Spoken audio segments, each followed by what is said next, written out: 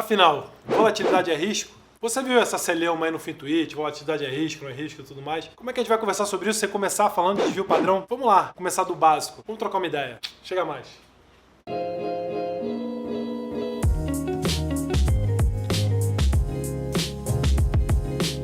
Falar sobre isso, a gente vai ter que dar uma viajada. Você já deve ter ouvido aquele papo de física quântica, que as coisas não são o que realmente são, porque tudo é uma nuvem de átomos, e os átomos podem estar como podem não estar no lugar agora, porque na verdade eles têm uma distribuição de probabilidade onde eles podem estar. É muito abstrato, né? Mas eu vou deixar isso mais simples pra você. Algumas coisas são e outras coisas não são. O que eu quero dizer? Você pode descrever uma pessoa, Luiz, 36 anos, 1,83 m, 90 kg. Eu tenho isso. Sou eu. Legal. Mas como é que você descreve esse mundão todo afora aí em uma única equação, de uma forma só? Como é que você descreve aí qual a idade da galera, quanto a galera mede, mais ou menos quanto a galera pesa? E pior, como é que você descreve aí mais ou menos qual a velocidade que o ônibus ali anda, quantas pessoas mais ou menos andam nessa linha, quanto que o cara costuma sacar ali no Itaú, quanto tempo demora para fazer esse trajeto de carro daqui até em casa? Como é que você descreve isso se cada dia é uma coisa diferente? Cada dia o cara tira um valor diferente no Itaú, cada dia o ônibus passa no horário, cada dia tem tantas pessoas lá dentro. Como é que você descreve isso?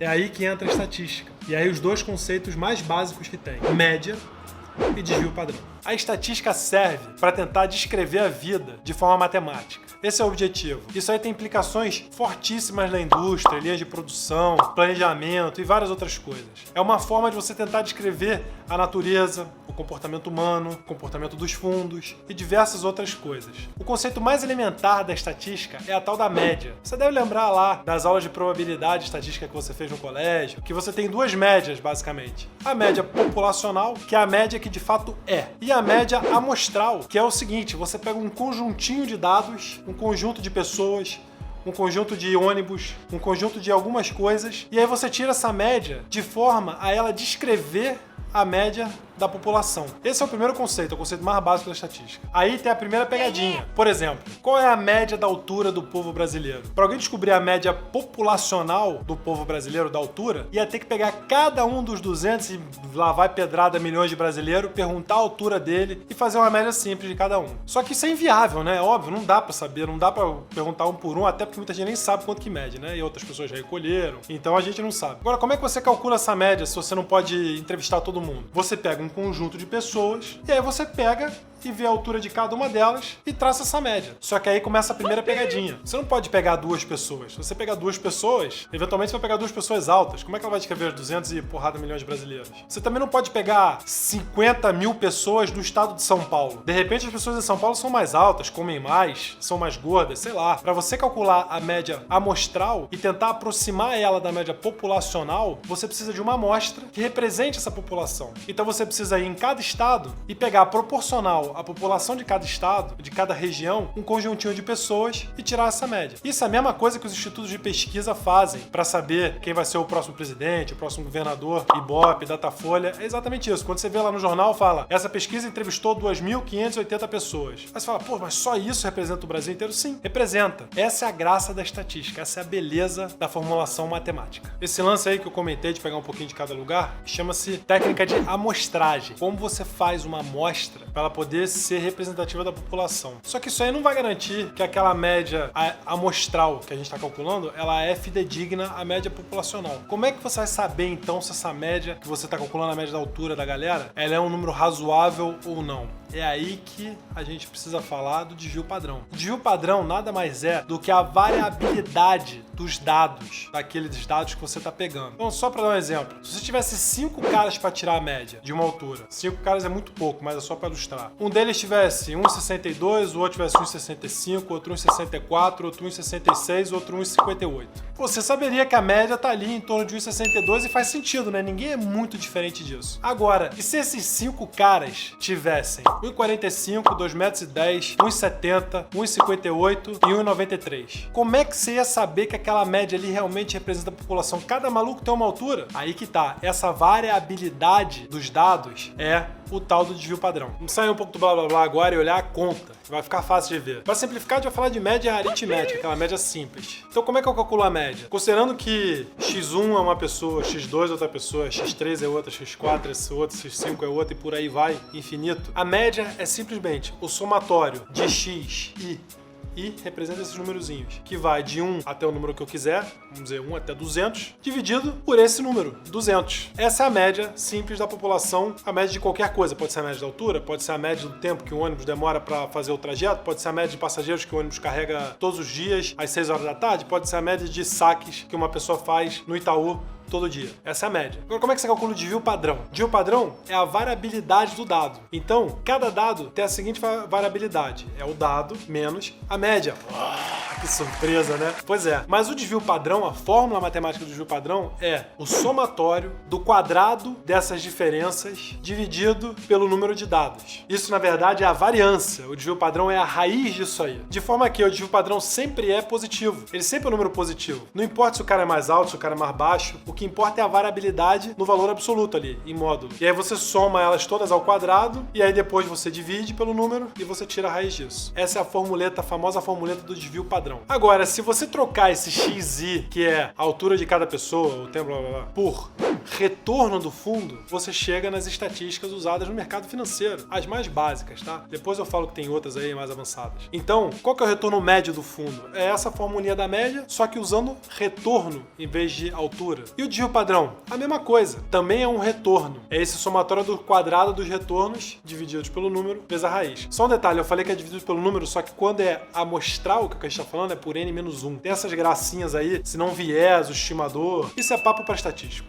Intuitivamente você já entendeu como é que a média e o desvio padrão se combinam para dizer se aquela média realmente representa a população ou não? É fácil, né? Quando o desvio padrão é muito alto, menor é o poder daquela média. Quando o desvio padrão é mais baixo, mais fidedigna é aquela média. Isso se chama um teste estatístico para média. Teste T-Student, que a galera fala. O tal do T devia ser um estudante, eu nunca entendi muito bem esse nome. Mas esse é um teste que te diz o seguinte: se a média ela tem associada a ela um desvio padrão relativamente baixo, essa média ela vale. Se essa média tem um desvio padrão muito alto associado a ela, essa média daí você pode jogar no lixo. Isso é o mais legal e é uma coisa que as pessoas esquecem frequentemente quando estão falando de estatística. Tudo que está associado à estatística está associado à significância daquela estatística. Esse é o sentido da significância. E a significância ela é uma coisa que você determina. Então você escolhe qual é o nível de significância que você quer para atender a tua necessidade. Parece um papo brisa, mas não é. É simplesmente o seguinte: quando você calcula o desvio padrão, a tal da significância, que de outro lado é a confiança, é simplesmente isso. É a confiabilidade daquela conta que você está fazendo. Então você escolhe: eu quero acreditar que essa média aqui ela é verdadeira com 90% de confiança ou 10% de nível de significância. Eu quero confiar que essa média é verdadeira com 80% de nível de confiança. E aí é curioso, né? Porque assim, quanto maior é o nível de confiança que você quer ter naquela média, na verdade, maior é a gama de valores que ela pode assumir. Por isso que a significância acaba sendo mais legal. Quanto maior é a significância que você escolhe, que é 1 menos a confiança, menor é a quantidade de valores que aquela média pode assumir. Sacou? Não, né? Mó confusão, né? Vou tentar desembrulhar isso aí. Todo esse papo brisa tem origem, na verdade, nessa queridona aqui, ó. Você conhece ela? A curva normal, ou gaussiana. O que acontece é que lá no século XIX, um cara chamado Gauss observou que todos os eventos da natureza, eles acontecem com uma certa distribuição de probabilidade, como, por exemplo, as alturas e tudo mais, que sempre se repete. Isso significa o quê? Que os eventos da natureza, em geral, tem uma média, como por exemplo a altura das pessoas, corresponde a uma média, mas na verdade essas alturas se distribuem de acordo com essa curva aqui, ó. Pra cá e pra cá, certo? Aqui é a altura média e aqui são as outras. E cada ponto desse aqui, ó, que você vê, é uma probabilidade associada a essa altura. Quanto mais perto da média, maior a probabilidade associada a essa altura. Só que nessa conta aqui, nessa brincadeira aqui, cada ponto, na verdade, tem probabilidade zero. O que importa é o somatório desses pontos. Na verdade, quando você olha esse gráfico aqui, o que ele está te dizendo é que tem 50% de probabilidade da altura da pessoa ser pequena até a média. E tem outros 50% de probabilidade da altura da pessoa ser da média até gigante. Isso tem a ver com o tal do intervalo de confiança e nível de significância que a gente falou. É isso aqui, ó. Quando você calcula uma média estatística, a média não é. Ela pode ser. Só que o que você está calculando é o que ela pode ser, que nem a gente estava falando lá no início. E aí, para você dizer o que ela pode ser, você tem que falar que ela está dentro de um intervalo com certo nível de confiança, que é exatamente 1 menos a significância. Então, quando você calcula uma média estatística, você está calculando isso aqui, na verdade, ó. Que a média é essa. Só que ela pode ser mais ou menos esse intervalo aqui com esse nível de confiança. Então, se o nível de significância é 10%, por exemplo, 5% de cada lado, o que você está falando é que com 90% de confiança, a média é esse valor mais ou menos isso aqui. Ou seja, grosso modo, a média do brasileiro é 1,68 mais ou menos 15 centímetros. E aí você está coberto. Sacou? E que raios o desvio padrão tem a ver com esse gráfico? Ah, é aí que está o pulo do gato.